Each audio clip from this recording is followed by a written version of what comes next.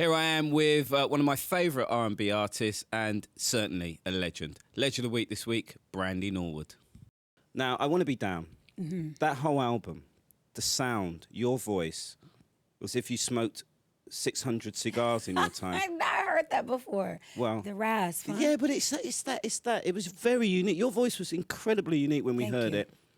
And Keith Crouch, your producer. Crouch. What a marriage. I know. I was so blessed to find someone like him because he totally got music and he was able to create a sound that really allowed my voice to shine and also his production to shine. And we just really connected well. And I had a great A&R, Daryl Williams. He found us together and helped produce an incredible sound for music. And I was just going along for the ride. You know what I mean? I didn't know really what kind of artist I wanted to be. So to work with people that helped me find that vision, find that voice was a blessing, you know, and from there we just continued to grow from there. It's so great to have you here to talk about these songs because I get Trev. the feeling you're reminiscing in your head as we talk about them. Okay, well, The Boy's Mine is from the Never Say Never album, and I feel like this was the album where I really found my own sound, and I wasn't afraid, and I connected with Rodney Jerkins. He was this, you know, new, fresh producer that got it. Another blessing from God, you know, to work with a producer that got me. And we had this song, The Boy Is Mine, and we loved it. I just thought it was a great song, but it was something about it. I felt like it needed someone else. I felt like it needed another voice. And who else?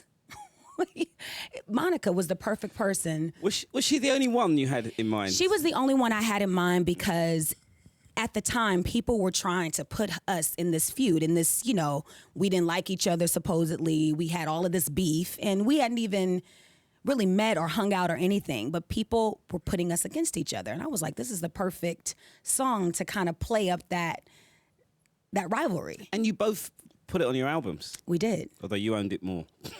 Aww, you did own it more. I know you did. But you both had it on your albums. Well, I had the song. Well, it was my song originally, but you know, yes, exactly. We both had it. And we as radio DJs, and I was doing the MTV show at the time, and we had bits of information, so we didn't really quite know how serious this was, this feud. It wasn't really. You bought into it though, didn't you? We bought into it, and we helped put it on that level of war, Brandy, Monica, war. Look at that. I can only imagine. Everybody was doing that. But were you two on the phone to each other at the time saying, it's working, girl?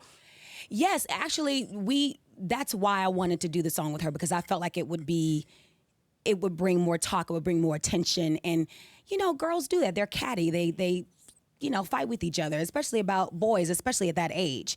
But again, we didn't really know each other. We didn't really have that going on. And then we kind of bought into it later on because that's what everybody was saying, you know, is that we were against each other. And so we kind of bought into it. So I started giving her the side eye, she started giving me the side eye, and then we just start, you know. Really? Yeah. And did it become the biggest single of your career? It was the biggest single in my career.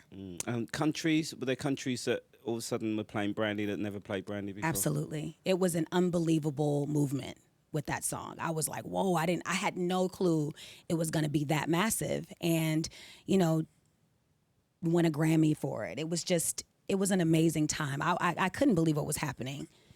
And now moving on to a song that immediately when I heard it, where did she get this one from?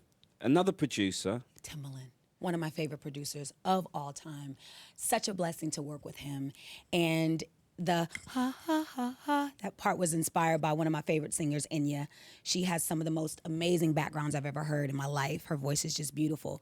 So it was just aphrodisiac. When I first heard the beat, I was like, what?